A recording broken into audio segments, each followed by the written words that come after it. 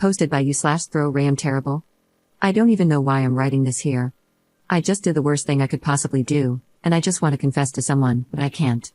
I know for a fact that the most important relationship of my entire life will be ruined. My fiancé, Alex, fake name, 32M, and I, 28F, have been together for 4 years and we're supposed to get married on December 28th. We had our bachelor/bachelorette parties last weekend because everyone was in town for the holidays. That's why we're having the wedding on the 28th. Everyone will already be here for the holidays, so attending the wedding won't be a big deal. Alex is everything I want in a man. He's kind, funny and charming, tall and handsome. He's helpful, a leader, and he's successful in his work with a great future. He's also really thoughtful. One time, we were shopping, and I looked at this butterfly decoration just in passing. Later on, I got it for my birthday. He remembered that I liked it, went back, bought it for me, and surprised me with it. Our bedroom life is very satisfying to me and, I think, to him as well. He's not perfect, of course, and we have our disagreements like any other couple, but we're great together. I feel safe and loved with him. When we first got together, the subject of our past partners came up. I didn't have a lot of past partners as all my relationships were long-term. I had 3 boyfriends before Alex. The previous one was Jake, fake name. Jake was gorgeous. He had a very magnetic personality and always dominated whatever room he walked into. I felt so lucky when he chose me to be his girlfriend.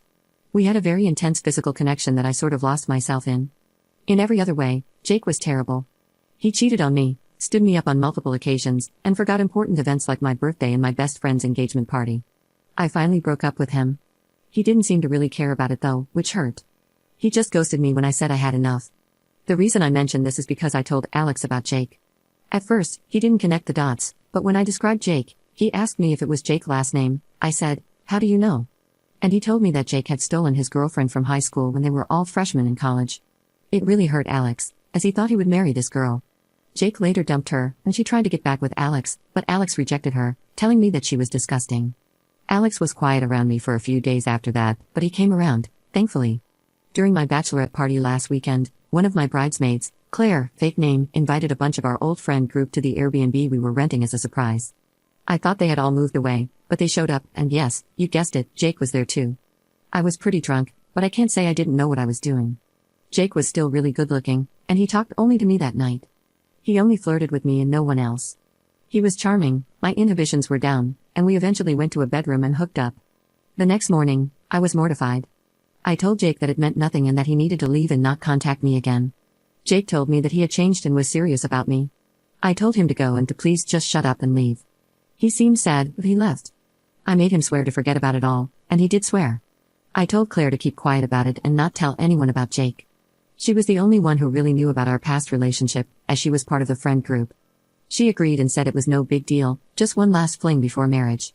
I think she was the only one who saw us go back to the bedroom, but I can't be sure. All I know is that Jake and I were the least drunk people there, and we were still pretty drunk. Meanwhile, it's been eating at me constantly. I can't sleep or eat. I'm afraid my wedding dress will be too big for me because I have this fear in the pit of my stomach, and I throw up whenever I think about Jake and what I did, which is all the time. I have to confess to someone, so I think a bunch of internet strangers is the easiest way to do it. I know I'm terrible, and I know I screwed this up. I can't lose Alex. Why didn't I think of him when I was there last Saturday? Why didn't I consider Alex? I'm such a effing idiot. He's the best thing that ever happened to me, and Jake is the worst. Alex has started to notice my changed attitude. I lied to him and told him that I think I'm coming down with the flu and that he should stay away for a few days. Meanwhile, I'm crying my eyes out in bed, and Alex is being his usual great self, bringing me homemade chicken noodle soup his mom made. I can't tell him, but I can't stand this. Does it go away over time? I wish this was just a nightmare. Update 5 days later. Alex found out, and he's done with me. I wanted to update everyone who read my original post, even though it's humiliating and painful. The truth is out, Alex knows, and the consequences have been worse than I could have imagined. I have no one to blame but myself. Thursday evening, Alex didn't come home after work.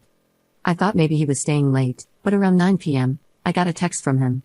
It was a photo of me and Jake kissing at my bachelorette party. No words, just the photo.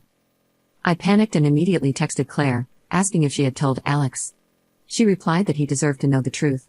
I don't think she did it to be malicious, maybe she was feeling guilty herself, but at that moment, I was freaking out.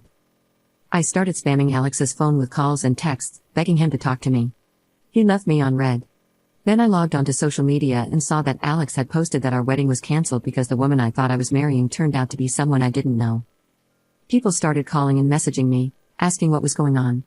I didn't know what to say. I panicked and lied, telling them we had a huge argument but were working it out. Meanwhile, Alex was replying to comments under his post, saying things like, "She knows what she did," and, "There's nothing left to say." Friday night, Jake showed up at my apartment.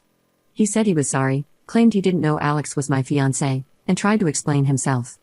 I told him it didn't matter. What we did ruined the best thing in my life, and I wanted Jake gone. I told him to leave and not come back. He tried to linger, saying something about how we could figure this out, but I slammed the door on him. He makes my skin crawl. Then, on Saturday morning, the hammer dropped. Alex's older brother, Mark, showed up with two of Alex's groomsmen.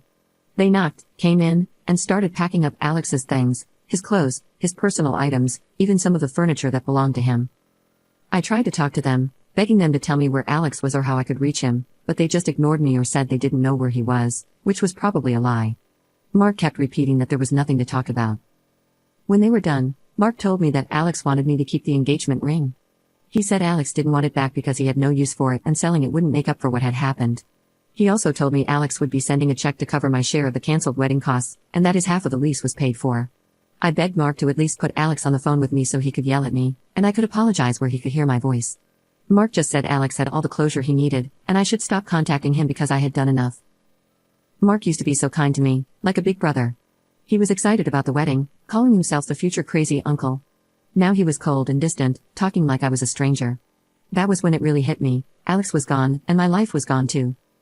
I can't afford to stay in the apartment. Alex paid the rent and utilities while I handled groceries, cooking, and chores.